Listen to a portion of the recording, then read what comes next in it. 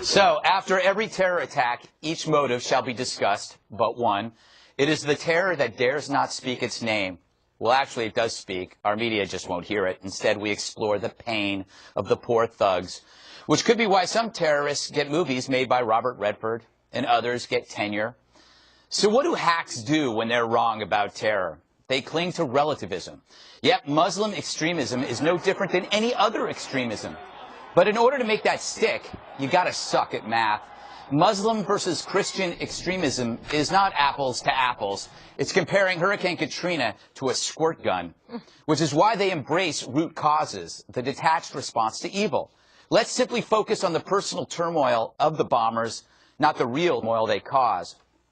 But this head shrinking only benefits the killer, while energizing attention-craving copycats. It also drowns out compassion for the victims. So we spend less time trying to stop evil and more time trying to understand it. We become the Clarissa to their Hannibal. Our obsession with their depth inevitably makes them more appealing. But all root causes can be destroyed in one sentence. A lot of people don't fit in and still don't blow people up. We all don't wage jihad when we're sad. Bottom line, the punk placed a bomb next to a child. Why will not change that fact. So what if we made a pact not to discuss these idiots or show their stupid faces? Enough egging on these creeps. Those who traffic in root causes pretend to inform us, but they're simply diluting our condemnation of horror. Like singer Amanda Palmer, who wrote a love poem to the terrorist instead of writing one for the victims. What a hopeless loser. Maybe she'll marry the guy. Look, these bombers show how easy it is to upend society, but what their apologists suggest is far worse, that a life of obscurity is inferior to a life of infamy, and that terror is a lifestyle choice.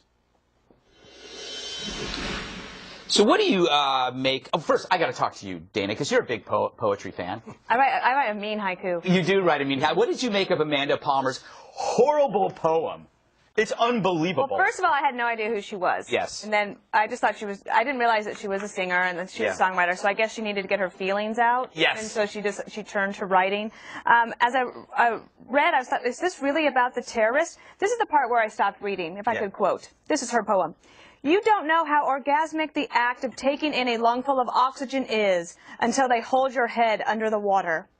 It goes on for 2 pages, feeling sorry for a terrorist that just killed 5 people and ended up ruining so many lives that are going to have to be rebuilt. It's disgusting. But, you know, it's all about her ego. She got a lot of attention doing this poem. I want to throw to a Brokaw Sot from yesterday. Sound on tape. Go for it.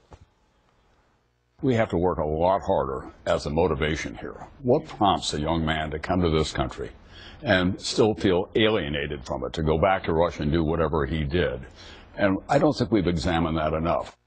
Eric, why do we examine his feelings? Well, he actually goes on a little bit later and mentions that maybe it has something to do with you know, his Muslim faith, which I was shocked to hear Tom Brokaw say that. And hats off to you, Tom, for finally moving off script, the NBC script. My problem last night, if you watched 60 Minutes last night, CBS did everything in their power to humanize this kid, this killer, this terrorist. They had a friend, a Muslim friend of his, who said, oh, no, he never showed up at mosque. I'm talking about the 19-year-old. That one. They had a girl who went to high school with him and said, oh, I had a crush on him. He was so cute. How could you not love him, is what she said. I was like, really? Is this how you're going to edit this piece right here? To make this kid to be like, you know, the greatest little kid in the world? Like he's a victim. A victim, absolutely. Yeah. Everybody's a victim, though. We're all victims. And all terrorists are freedom fighters. Bob, what do you make of the root cause argument? You know, you find the big argument, which is Muslim supremacy. Isn't that all you need? Do you have to, like, delve into their psychosis? Yeah, I was so focused on Clarice and Hannibal Lecter. I haven't been a fan of that movie. I've watched it 81 times. Listen, I don't think what Brokaw said is, we know now. There's been enough research done. We know there's one bottom line. In the Muslim communities around the world, they do not like us. Mm-hmm. They recruit people from poor areas, and they turn them into terrorists. And we These guys weren't poor, though, right? Well, no, they weren't poor. What I'm saying is they had opportunity and scholarships. They do go into, for example, in Gaza and some of the refugee camps, and they recruit. It's not hard to recruit, though, because the hatred for the United States runs deep. And so that's back to my point. I think we really have to consider given the fact so many people hate us, that we're going to have to cut off Muslim students from coming to this country for some period of time so that we can at least absorb what we've got, look at what we've got, and decide whether some of the people here should be sent back home or sent to prison. KG, what do you make? There's, even on Twitter, there's a free Jahar movement. Is that how you say it? That's the name of the loser. People proclaiming his innocence mainly because it's easy on Twitter not to confront evil. Why are these losers so loserly?